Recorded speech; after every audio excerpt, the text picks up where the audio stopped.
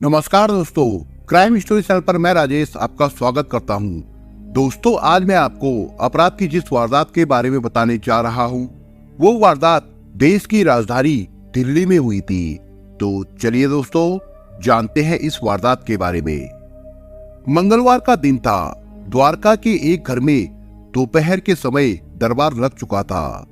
2 मंजिला मकान के एक बड़े कमरे में लाल रंग के सिंगल भव्य सोफे पर आध्यात्मिक गुरु आकर बैठ चुका था। उसे लोग मसानी बाबा या फिर दुल्हनिया बाबा के नाम से जानते थे। उसका दरबार शनिवार और मंगलवार को 5 से 6 घंटे के लिए आयोजित किया जाता था। बीते शनिवार को लगे दरबार की तुलना में उस रोज कुछ ज्यादा ही भक्त जमीन पर बैठे थे। उनमें अधिकतर औरतें थी। वे फुसफुसाती हुई आपस में बातें कर रही थी। कमरे में उनकी बातचीत का मिला जुला और मध्यम शोर गूंज रहा था। कोने में एक कैमरामैन बाबा के अलावा भक्तों की ओर भी कैमरे को घुमाकर वीडियो शूट कर रहा था। वैसे दरबार में मोबाइल से किसी भी तरह की फोटो या वीडियो बनाने की सख्त मनाही थी। दरबार में अंदर जाने के लिए प्रवेश द्वार पर एक व्यक्ति मुस्तैदी से तैनात था। उसकी अनुमति के बगैर कोई भी कमरे में नहीं जा सकता था, जबकि एक अन्य व्यक्ति दरबार में प्रसाद बांट रहा था। थोड़ी देर पहले ही वहीं बने छोटे से मंदिर में आरती खत्म हुई थी। शोरगुल वहां प्रसाद को लेकर भी था। बाबा ठीक अपनी आगे बैठी एक महिला को कुछ समझा रहे थे। महिला का एक हाथ बाबा के सजे सवरे चरणों पर था, जबकि दूसरे हाथ से वो अपने साथ लाई मिठाई का डिब्बा खोल रही थी। बाबा बोले, कोई बात नहीं, दोनों हाथों से डिब्बा खोल लो और चुनरी सिर पर रख लो। अगली बार लाल चुन्नी में आना, तभी पूरा आशीर्वाद मिल पाएगा। सिर झुकाए महिला ने कुछ बोले बगैर मिठाई का डिब्बा खोल दिया। मिठाई के अलावा महिला ने साथ लाए सेब और केले रख दिए। दोनों हाथों से डिब्बे को बाबा के सामने कर दिया। बाबा उस पर अपना हाथ फिराते हुए बोले, इसे मंदिर में रख दो। गुरुजी, मेरी समस्या का समाधान हो जाएगा ना? जिज्ञासा के साथ महिला ने पूछा। यह भी पूछने की बात है, मुझ पर प्रभु की कृपा है। मैं तुम्हारे सारे दुख दर्द दूर कर दूंगा। लेकिन क्या गुरुजी? महिला ने आश्चर्य से पूछा। तुम्हें मैंने जो उपाय बताए हैं वो कल ही करने होंगे, बाबा ने कहा। कल तो बुधवार है, महिला बोली। तो क्या हुआ? तुम्हें गुरु धारणा करनी होगी। ये गुरु सेवा का पहला चरण होगा। उस पर आने वाला खर्चा आज ही जमा करवाना होगा, बाबा ने कहा।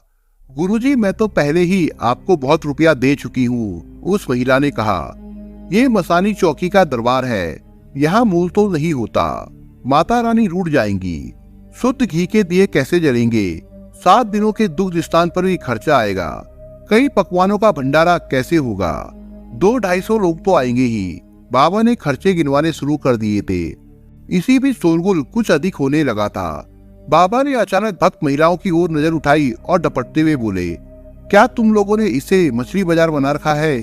चलो शांत हो जाओ, आगे आओ, अब किसकी बारी है? कुछ देर में बाबा के चरणों के पास दूसरी महिला आकर बैठ गई थी। वो लाल चुन्नी ओढ़ी थी। बाबा ने उसकी चुन्नी लेकर खुद ओढ़ी और बोले, मैं दुल्हन से कम सुंदर नहीं हूँ। मसानी बाबा हुआ तो क्या हुआ? मेरी जीभ पर सत्य का वास है। मैं जो बोलता हूँ वही होता है।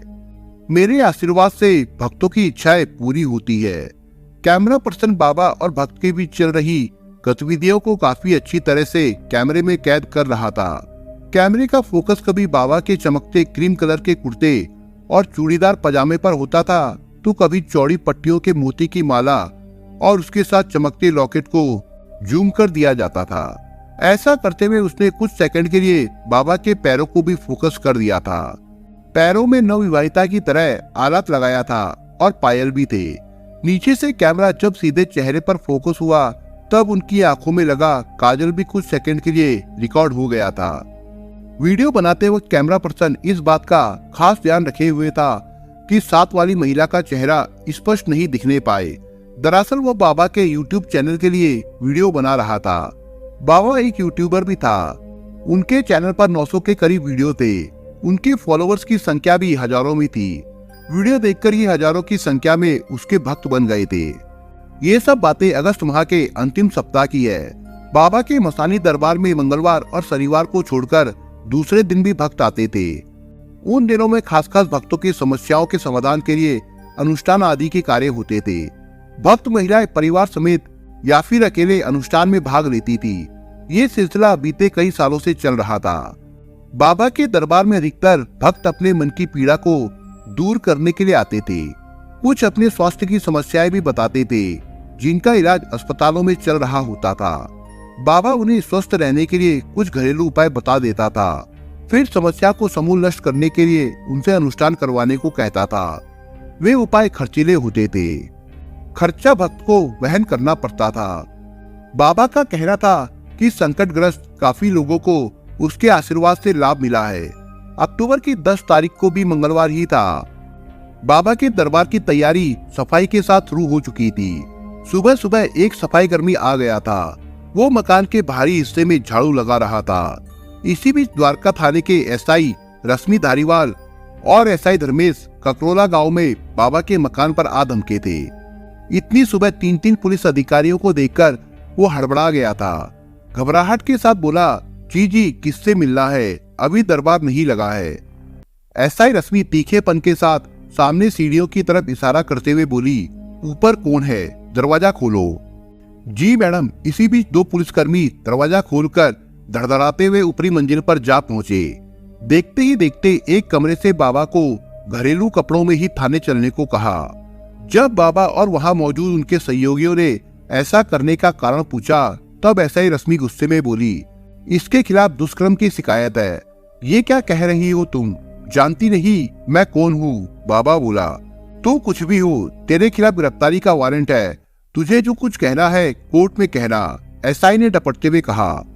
दिल्ली में द्वारका के एक थाने में चर्चित बाबा बने विनोद कश्यप के खिलाफ 2 महिलाओं ने सितंबर में ही यौन शोषण और ठगी का आरोप लगाया था।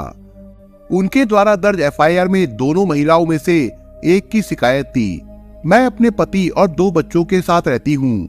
अपने परिवार के लिए शांति और अच्छा स्वास्थ्य सुनिश्चित करने के लिए बाबा विनोद कश्यप के दरबार में गई थी, जहां मुझे बताया गया था कि अगर मैं बाबा द्वारा बताए गए कुछ समाधानों का पालन नहीं करूंगी तो मेरे घर में कई समस्याएं होंगी। एक अन्य महिला ने आरोप लगाया था, मैंने और मेरे पति ने सब कुछ किया। तब कश्यप ने हमें बताया कि हमें गुरु धारणा करनी है, जिसके लिए उन्होंने मुझसे 5 लाख रुपए की मांग करनी शुरू कर दी। मैंने मना कर दिया। फिर उसने मुझे 2 सितंबर को सेवा के लिए बुलाया। कश्यप अपने कमरे में बैठा था और उसने मुझे अंदर बुलाया। वो मुझे गलत तरीके से छूने लगा, जिसका मैंने विरोध किया। फिर उसने मुझे प्रसाद दिया, जिससे मैं बेहोश हो गई। उसके बाद उसने मेरे साथ दुष्कर्म किया। थाने में हुई पूछताछ से पता चला कि बाबा का असली नाम विनोद कश्यप है। वो एक समय में दिल्ली के एक हॉस्पिटल में नर्स की नौकरी करता था। उसका वेतन 25,000 रुपए था। अचानक उसने यूट्यूबर बनने की सोची। मन में नए तरह का वीडियो बनाने का विचार आया। इसके लिए उसने पहले सैकड़ों तरह के यूट्यूब वीडियो देखे। उसने ये मालूम किया कि लोगों को किस तरह के वीडियो देखने में अधिक दिलचस्पी है और किस में अधिक सब्सक्राइबर बन जाते हैं। इस तरह यूट्यूब की छानबीन करने के सिलसिले में पता चला कि लोग आध्यात्मिक वीडियो खूब देखते हैं और उससे अच्छी कमाई भी होती है। फिर क्या था, उसने भी आध्यात्मिक गुरु का नकली चोला पहनकर वीडियो बनाने शुरू कर दिए। कुछ नया करने के लिए बाबा का एक चमत्कारी रूप धारण किया। अर्धनारीश्वर बनकर महिलाओं की निजी समस्या खत्म करने के दावे के वीडियो वो बनाकर अपलोड करने लगा। वीडियो को अपने अजीबोगरीब हरकतों से नाटकीय रूप दिया। कभी भक्ति भाव का प्रवचन तो कभी विभिन्न तरह की समस्याओं में लाइलाज रोगों का बखान कर उनके शर्तिया समाधान की बात कही। जल्द ही 33 साल का विनोद कश्यप मसानी बाबा के नाम से एक चर्चित यूट्यूबर बन गया था। जल्द ही उसके 34,500 फॉलोवर्स भी हो गए। उनमें हजारों की संख्या में सब्सक्राइबर थे। वे बाबा की नई वीडियो का इंतजार करते रहते थे। अपनी इस सफलता से उसने अस्पताल की नौकरी छोड़ दी। स्वयंभू बाबा की आध्यात्मिकता अपनाने के बाद द्वारका क्षेत्र के ककरोला गांव में अपने 2 मंजिला घर में दरबार लगाना उसने शुरू कर दिया। उसने दावा किया कि लोगों की व्यक्तिगत और स्वास्थ्य समस्याओं को हल करने के लिए उसे प्रभु का आशीर्वाद प्राप्त है। जल्द ही वो लोकप्रिय हो गया। उसके भक्तों की संख्या लगातार बढ़ने लगी। सप्ताह भर में लगभग 400 लोग आशीर्वाद लेने के लिए उसके घर आने लगे। उसी बाबा पर यौन शोषण और ठगी का आरोप लगा था। डीसीपी हर्षवर्धन के अनुसार विनोद कश्यप को उसके दरबार में 2 महिला भक्तों की शिकायतों के आधार पर यौन उत्पीड़न के 2 मामलों में गिरफ्तार किया गया था। दोनों आरोपियों के मामलों में विनोद कश्यप पर यह आरोप लगाया गया कि उसने महिला भक्तों को समस्याओं में मदद करने के बहाने बुलाया और उनसे कहा कि उन्हें गुरु सेवा करनी होगी। फिर उसने महिलाओं का यौन उत्पीड़न किया और उन्हें घटना का खुलासा न करने की धमकी दी। महिलाएं जब इसके पास अपनी समस्या लेकर आती थी, तब वो धीरे धीरे उनका हमदर्द बनकर उनसे दोस्ती कर लेता था और फिर इसकी आड़ में गंदा खेल खेलता था। उन्हें शिकार बनाने के लिए मिठाई आदि में नशीली दवा मिलाकर उन्हें खिला देता था। फिर उनके साथ दुष्कर्म करता था और उन्हें ब्लैकमेल करता था, जिससे महिला डर जाती थी।